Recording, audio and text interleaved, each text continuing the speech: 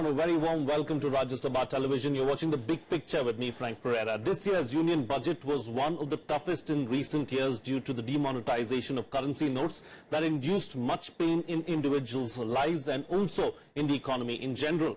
Given the expectation of a likely windfall from the exercise the government undertook, hopes were running high and the burden was on Finance Minister Arun to deliver.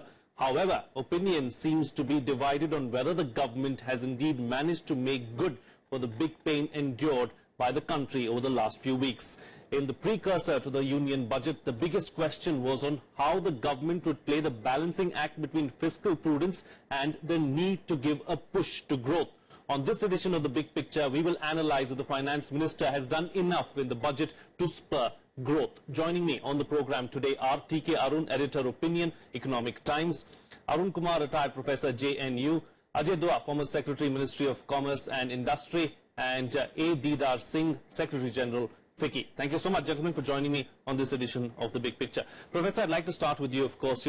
Before we get into what could have been done, whatever we've seen from the budget, do you think enough has been done to spur growth? The first thing is, as you said, demonetization had an effect on growth. So it was expected that the budget would try and do something to spur growth. But if you look at the figures, the macroeconomic figures, it's assuming that next year there'll be 11.75% rate of growth. Now, where would this growth come from? And all the figures are based on that. So if those figures don't turn out to be right, then your revenue projections would be incorrect, and therefore your expenditures that you can make would be incorrect if you maintain your fiscal deficit, or you'd have to allow the fiscal deficit to rise. Similarly, if you look at the previous year, the rate of growth assumed in the budget figures was 11%. Now, if demonetization had an effect, then this rate of growth would have fallen. But here what you find is that the revenue projections that have been made for revenue collection this year are very high. So there is a chance that there will be slippage this year because everybody is saying that the rate of growth has come down. Now, even if you go by the economic survey and by what the minister said, the rate of growth has slipped. Demonetization, how much effect it has had because of the unorganized sector, they say we cannot estimate. But my argument would be that even if there's a 2% decline in the average rate of growth for the year as a whole, that would imply that from November there's a 0% rate of growth in the economy. If there's a 0% rate of growth in the economy, then what is the figure that you would project from for the next year? Would you project on the basis of what happened after November, or would you project on the basis of the average? So the average would not be relevant because after all, what happened before November, those conditions do not apply now. The reason is that even if cash shortage becomes less, the problem is now that unemployment has risen, that growth has fallen, the investment has fallen, the profits of industry have fallen, the banking system has had a crisis. Therefore, conditions that have prevailed from November till now are not the same as that prevailed earlier. Therefore, the projection should be on the basis of what happened post-November rather than on an average of the year as a whole. Sure. Therefore, in the macro, if your figures are not right, then at the micro level, you will not be able to achieve the target that you set out to achieve in this budget. So this budget, which is a budget as usual, because it's done what every budget does, give to every section and every sector of the economy. If you have a usual kind of budget in a situation where there's a crisis, then you have a problem at hand. Indeed. Mr. Didar, did the Finance Minister have enough elbow room to do more? Not quite. He had very limited fiscal space. On the revenue front, the GST has been announced, so he couldn't really play around with the indirect tax rates. Little bit is done on the customs, but by and large, status quo has been maintained there. On the direct taxes, post-demonetization, he couldn't have been adventurous there. He, particularly assuming much higher revenues in the direct taxes after having seen a 34% increase in the quarter from October to December. He has certainly assumed a certain figure which even that could be questioned because he presumes a 25% increase in the income tax collection. Justification has been given, larger base, a lot of people who deposited monies will now get into the tax network, and that might end up. On the other hand, our expenditure is virtually inelastic. 80% of the government's expenditure, however large it might be, the government has very little room to play around with it. That's salaries, pensions, interest on debt, huge debt now, this time railways, as well as defense. And defense, I include both the revenue as well as the capital acquisition, because the latter takes about 4 to 5 years. Every year you give a part of the installment for the defense equipment. It used to be 72% last year when the railways wasn't in it. Add railways to it, it crosses the 80% mark. Sure. So he could not also play around with introducing new schemes. All that he's done, and I would say under the circumstances, it was a good balancing act. He's increased the allocations where the effect could be the maximum, one on the impacted sectors of demonetization, and second, how to really be dealing with increasing aggregate growth, which is the one which is hurting the economy, be it the public sector investment or the private sector. Sure. We'll probably come to it a little later. Indeed, indeed. Mr. Singh, I wanted to bring you into the picture now. The economic survey spoke of a growth range between 6.75 to 7.5. Where is that growth going to come from? You know, before I comment on the growth, I was looking at the newspapers this morning, as all of us have. There was a very interesting piece in Business Standard which said, no shock, market responds. I mean, in other words, what I'm flagging here is that sometimes we must become a mature economy where the budget itself should not really have an impact. In fact, as colleagues here are mentioning, demonetization, GST are the two big things that have actually already happened and already in the pipeline. In the middle of that, I would agree with what Dr. Dua was mentioning, that balancing act is what was required, and that balancing act has been somehow attempted and done, and there has been no big shock in the budget. In terms of growth, the very fact that you're mentioning a figure which ranges from 6.5 to 7.4 or whatever, shows the flexibility in the environment that we are all part of. And FICCI ourselves, we did a survey just a couple of weeks back, and our response was similar to what we mentioned out here, that there is going to be a dip. We have to understand that there has been some shortages created because of money supply, but basically there was a strategy behind it, and we hope that strategy, when it kicks in with its entire digitization of the Indian economy, will actually make us into the mature economy that we need to become. Sure, fair enough. Mr. Arun, should we be looking, more at a 9 or 10% growth rather than a 6.5 to 7.5% growth? Shouldn't we be aiming at that at least? If you look at the world experience, China has registered that kind of growth. So there's no reason why we shouldn't. But the point is, even before demonetization, India's growth has actually slowed down. The fixed capital formation as a proportion of GDP is now 26.5%. And this is not because of demonetization. These figures are based on CSO's numbers which predate the demonetization. Now, this is the lowest level of the investment rate India has seen since 2004-05. We had touched a peak of nearly 38%. Now, with this kind of investment rate, you cannot have fast growth. The question is, how do you increase this investment rate? One problem is that this twin balance sheet problem that the economic survey talked about. Our banks have made huge amount of bad loans. Our largest companies are laden with huge amounts of loan they cannot service. And unless this problem is solved, you cannot really invest. The budget tried its best. First we must understand the budget actually shrank as a proportion of GDP. The budget in 2017 is only 12.5% of GDP. Last year it was 13.4% of GDP. Sure. Of the smaller budget, 14% is the capital expenditure, which is slightly higher than what had been achieved in the last 2 years. But capital expenditure, if you measure it as a proportion of GDP, it's actually come down. It was 1.86% last 2 years. Now the budget for 2017-18 is 1.81%.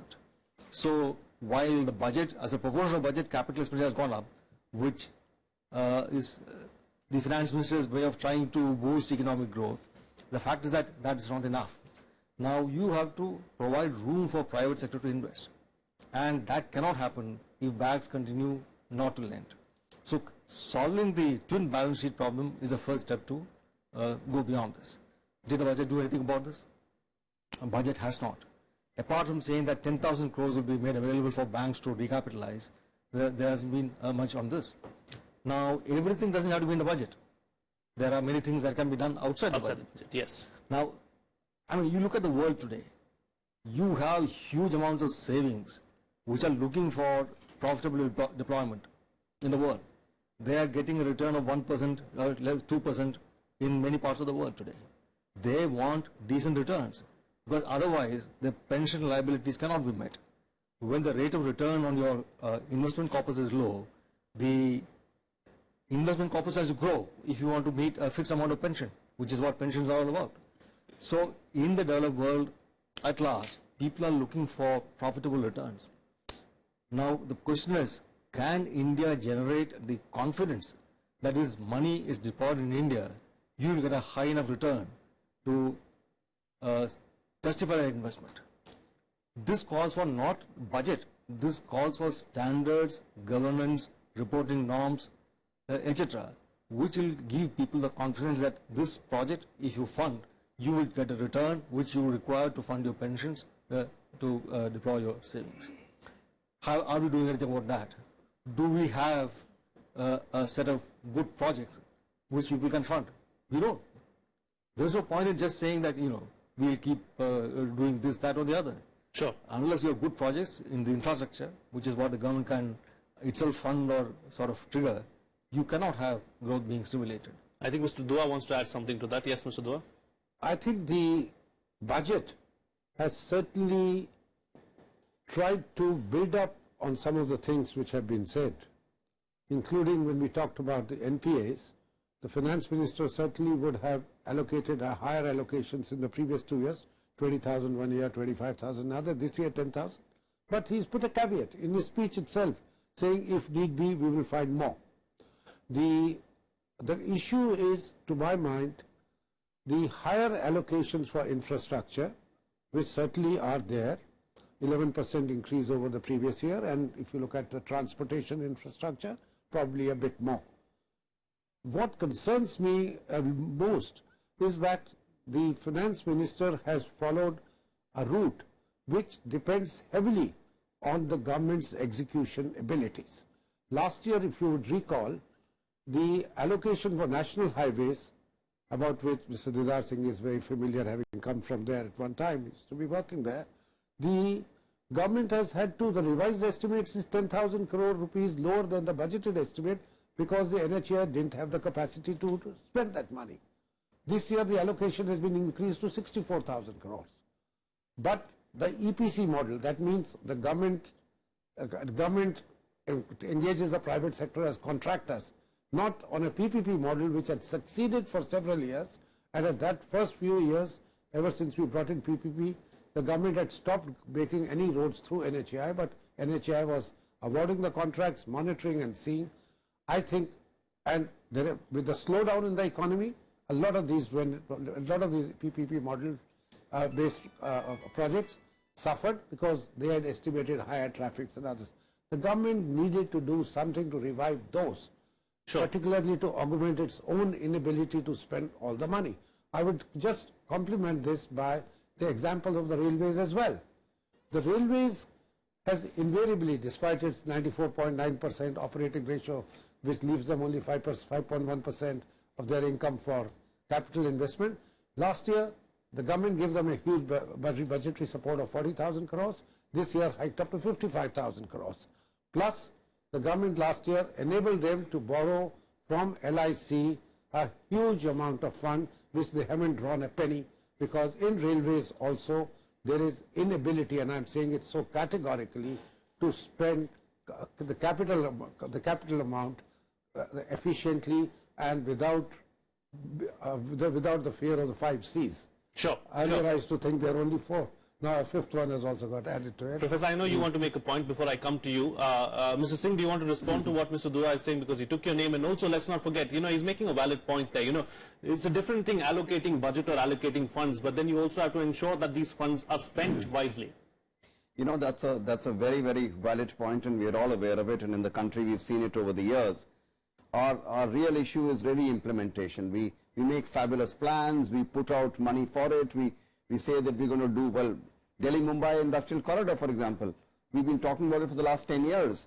So these are big, big infrastructure projects which have not seen the light of day, mainly because the environment changes. And as Mr. Dua was correctly pointing out, the country had taken a decision that everything would be done on PPP mode.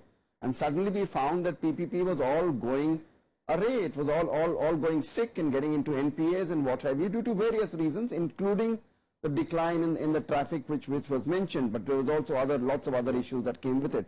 So you shifted to EPC. Now when you shift to EPC, you need a very large number of same contracting companies who are available and also are able to go to the bank and get their advances, etc. But having gone into NPAs, the banks won't look at them anymore.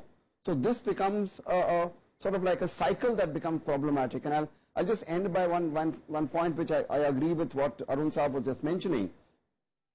You know, when you look at a country or you look at an economy, you don't look at a budget or you don't look at any one part of that particular economy. It's the entire ecosystem that you're looking at.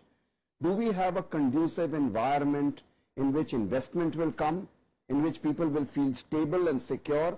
That is the move that we have to move towards. And I think in many parts of the budget, it was attempting to do that. It's attempting to be reform-oriented, be more towards what we are going, whether we look at agriculture, we look at education, health, the entire ecosystem. How do we manage to bring all of them into play? And it's going to take time. It can't happen overnight. It can't happen in one budget. But these are steps in that direction. To me, for example, from business point of view, I will tell you the single biggest thing is actually GST. That is what we are all really waiting for, because that will transform the Indian economy. And towards that end that we move and we prepare for it. It's very good to hear the Finance Minister mention that it's on track. Even the IT infrastructure around it is very much there and coming into place. That's very important, and should it kick in on 1st of July or whatever, we will really be moving towards a more mature economy. Indeed, fair enough. Yes, Professor, you wanted to make a point. Yeah, you know, the problem of investment in the economy, as Arun has mentioned, is dropped very sharply from 38% or thereabouts in 2008 to the current level, which is about 10 to 12% lower. Now, how do you revive that? Because without that, your growth will not revive. So in this budget, you know, the private sector is not going to really do it, because the capacity utilization in industry is very low. According to some figures, it's down to 70%, and it's probably fallen further because of demonetization as demand contraction took place. So private sector investment is not going to suddenly take off. You know, what you need is public sector investment, and that public sector investment becomes very crucial from the point of view of revival of the economy. Now, this budget does not have enough of that. You know, you needed to step up investments quite substantially if you are going to, you know, fulfill the gap which has been created by the private sector. Second is, this budget believes that you can give incentives, you can use incentives to promote investment, so, or consumption. You know, so you give a lot of tax concession to the small people, you know, up to 5 lakh rupees, or you give to the small and medium industry up to 50 crore of rupees, you give tax concession there, hoping that that will revive.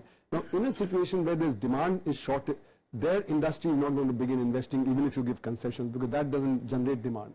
Okay. Similarly, for the poor people or the lower middle class people who are now going to be paying less tax, they are not going to suddenly start increasing consumption because of this. They might even save more because of the hardship that they are facing. Second point that might come into play about this particular thing is that how much of a tax concession have you given in all these things put together? That's only 22,000 crores, which works out to 0.1% of the GDP. Now that 0.1% of GDP is not enough to give enough concession to boost your demand. So in other words, something else needs to be done. This budget has to be looked at as this budget, given that it's in the time of crisis, you know, and this budget was expected to help in overcoming the crisis that the economy faces. All kinds of surveys have come, whether the State Bank of India survey in early January, the All India Manufacturers Association survey, the Punjab, Haryana, Delhi Chamber of Commerce and Industry survey, other surveys all point to businesses being affected very grossly. The Punjab, Haryana, Delhi Chamber of Commerce survey shows that 50 to 80% businesses across different sectors are affected adversely. Now, with such a huge adverse effect, this budget should not have been a usual budget. This budget cannot look at the long term. It has to look at what it can do now for this year. And that, I think, this budget doesn't do. Mr. Arun, would you agree with that? I mean, you know, something innovative needed to be done this time around. It was a make or break budget maybe for this government after going through demonetization, and something should have been done out of the box. See, when you say the budget, normally we tend to mean the money that the finance minister has to spend. But everything is not done by money. The budget also is an occasion to announce policy. For example, the government has announced very welcome policy in education, in assessment, testing and all that. So it's a way, it's an occasion to announce policy as well. Now, as Mr. Dua pointed out, the fiscal space is on march. If your growth is low, your taxation capacity is low, the amount of revenue you have is not too much. And given the fragile international financial environment, you cannot really afford to run up a large fiscal deficit, which might trigger an outflow of funds, which will depreciate your currency, hit the balance sheets of all corporates who have borrowed abroad, and create mayhem. So you really cannot afford to be play fast and loose with your fiscal deficit. Therefore, you cannot really spend much money. So this is a real constraint. That is why you need to go outside the budget and outside the government's money to look at how you can actually first clean up the banking system, and therefore the suggestion in the economic survey of creating a new asset reconstruction company or activating the banking the bankruptcy code that we have put in place. These are very important moves, but yeah, as yet we don't see the kind of urgency that we need. But apart from that, it's not just the public sector we can build infrastructure. We are a fast urbanizing country. We have one state government, that is Andhra Pradesh, building a new capital. There, the biggest obstacle to building new cities, the land acquisition, has been overcome by creating land pooling. The budget actually does recognize this by giving some capital gains concessions to farmers who stand to gain when the land they have pooled for the city becomes urban land, becomes very much more expensive than it is now. So those kind of measures can be built upon to build new cities. Just one number. If India were to become 50% urban over the next 20 years, that means an additional 25 crore people, 20 to 22 crore people moving from village to town. Where will they be accommodated? Can they come and descend on the existing towns? They cannot. You need to build new towns. So where are we building those new towns? So you can plan these things in advance. If this Delhi-Mumbai industrial corridor actually build the towns it was supposed to build, you will create demand for steel, cement, all kinds of stuff. You will create new growth momentum. And for that, if you can mobilize money from outside, please go ahead and do that. Yes, it will show as contingent liability on the government's books because the government will have to give some guarantee. But what is really required to be done is to create project execution capability, to create credible reporting standards, to institute credible corporate governance so that people have the confidence that this money that is invested, when it is deployed, it will be actually utilized efficiently, it will generate returns, and the returns will be kicked back to the original investors. See, you need to create these kind of arrangements. This is not a question of spending government money. This is a question of the government being proactive and doing these kind of needed things. Indeed. Yes, Mr. Dua. Have you seen that? Moving on from infrastructure, on which we spent some time, and I would totally agree that the issue of land availability has been a major constraint to development of infrastructure, whether on the PPP mode or through the government in the years gone by. We certainly need to address that.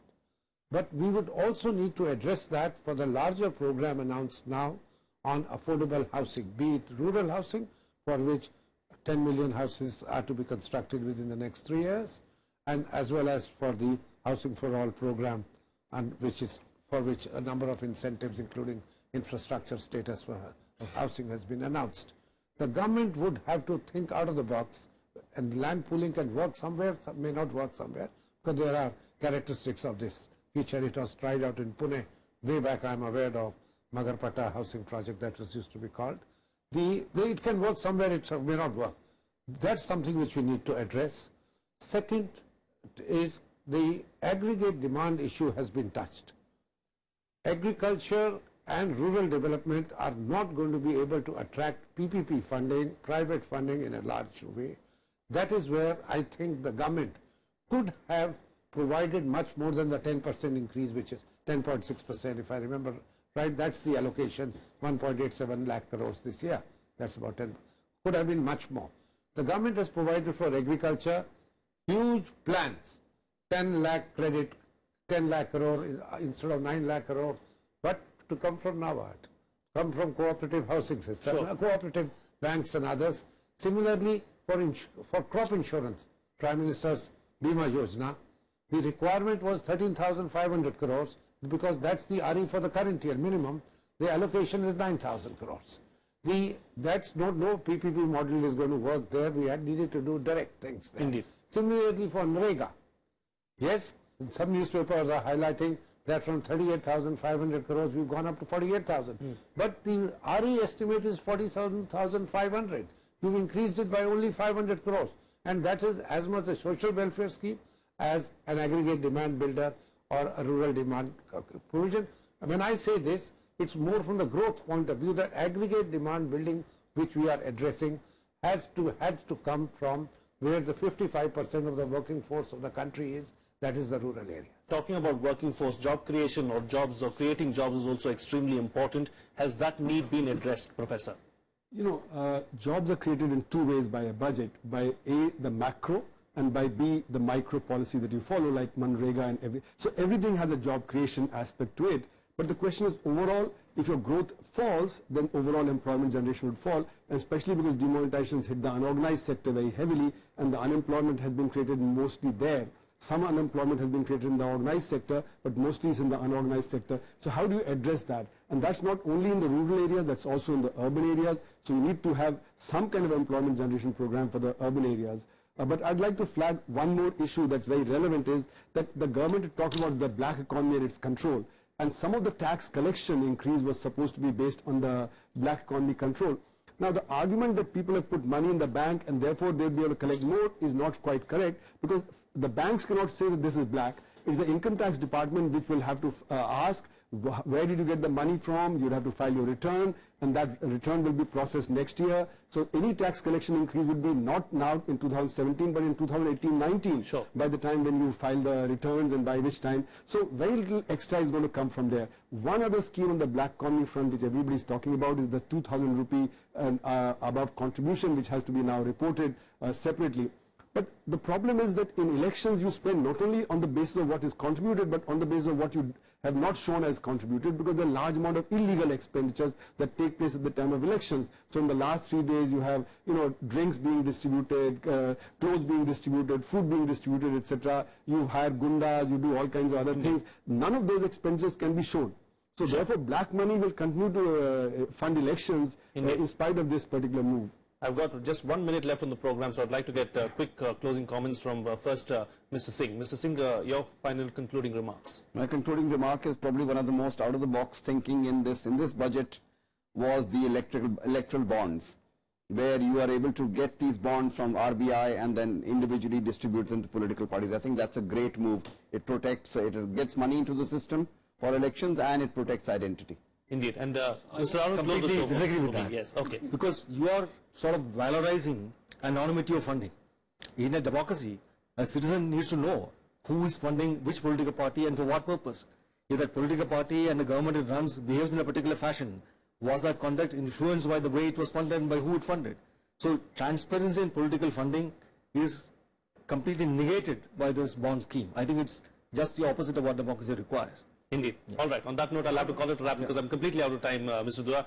TK Arun, Arun Kumar, Ajay Dua and Didar Singh, thank you so much, gentlemen, for joining me on this edition of The Big Picture. We hope that the budget will spur growth, but we'll just have to wait and see what really happens. That's all the time we have. Thank you so much for watching.